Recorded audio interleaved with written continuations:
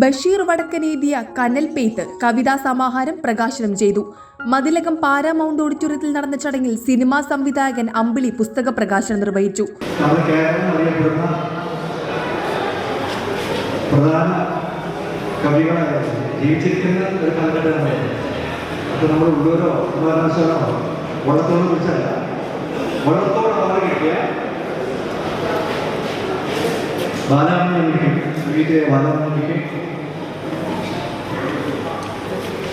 അവരെ ആദരിക്കുന്ന ആദരിക്കുന്നതിൽ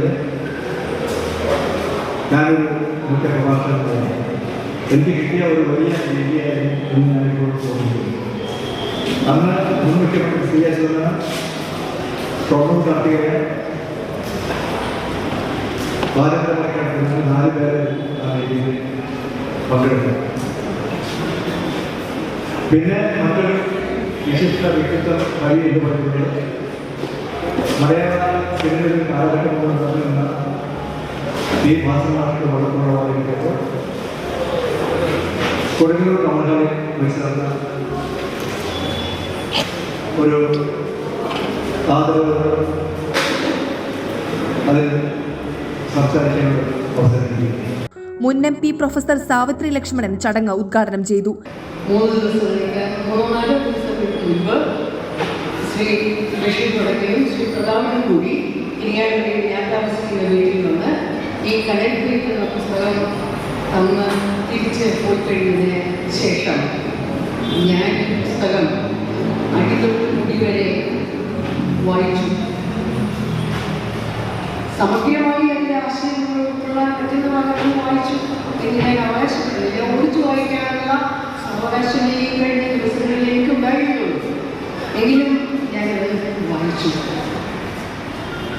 പുസ്തകത്തെക്കുറിച്ച് പറയാൻ ഉത്തരവാദിത്തപ്പെട്ട ആളാണ് ഞാൻ എന്ന് അറിഞ്ഞ് ഖേദമുണ്ടായി.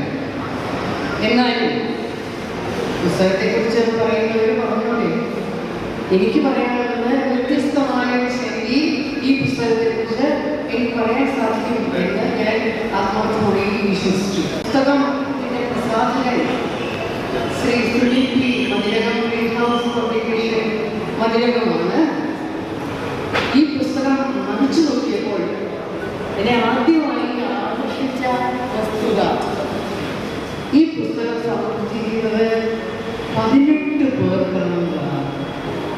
സാധാരണഗതിയിൽ പുസ്തകം സമർപ്പിക്കാറുണ്ട് ഒരാൾക്ക്, അല്ലെങ്കിൽ 2 അച്ഛനമാർക്ക്, അല്ലെങ്കിൽ അമ്മമാർക്ക്, അല്ലെങ്കിൽ ഒരു ആളുകൾക്ക് വെറുതെ പറയാം എന്നുണ്ടെങ്കിലും നേരിട്ട് പറഞ്ഞ് 18 പേർക്ക് ഒരു പുസ്തകം സമർപ്പിക്കപ്പെടുന്നത് ഞാൻ ആദ്യമായിട്ടാണ് കാണുന്നത്. നിങ്ങളിൽ പലരും വേറെ ഒരു പുസ്തകങ്ങൾ കണ്ടിട്ടുണ്ടോ എനിക്ക് അറിയാൻ വയ്യ. ഈ പുസ്തകത്തിൻ്റെ ഒരു വലിയ പ്രത്യേകതയായി ഞാൻ ഉൾക്കൊള്ളുന്നു.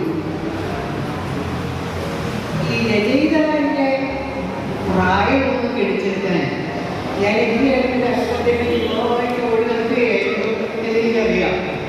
അന്നേ പരിചയം ഏരിയ തോതിലൊക്കെ ഉണ്ടായിരുന്നതായി. DCC സെക്രട്ടറി CS രവീന്ദ്രൻ അധ്യക്ഷനായി. ET. Tyson MLA, panchayat president Seenath Basheer എന്നിവർ മുഖ്യാതിഥികളായി. ബക്കർ മേത്തല പുസ്തക പരിചയം നടത്തി. എഴുത്തുകാരൻ KR കിഷോർ പുസ്തക അവലോകനം നടത്തി.